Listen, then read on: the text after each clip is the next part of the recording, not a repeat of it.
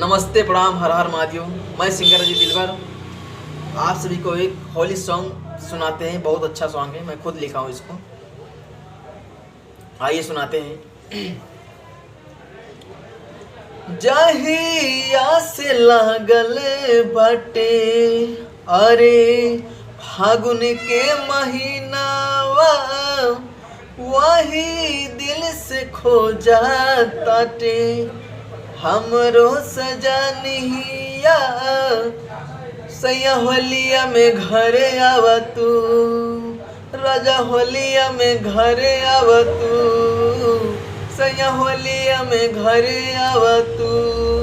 इसे मनवा न लागता हमर दिलवा दुखावता, सैया होलिया में आवा तू, हमर दिलवा जुड़ावा तू। ऐसे मनवा न लागता, ऐसे जियरा जुड़ावा तू। अब होलिया में आवा तू, हमर दिलवा जुड़ावा तू।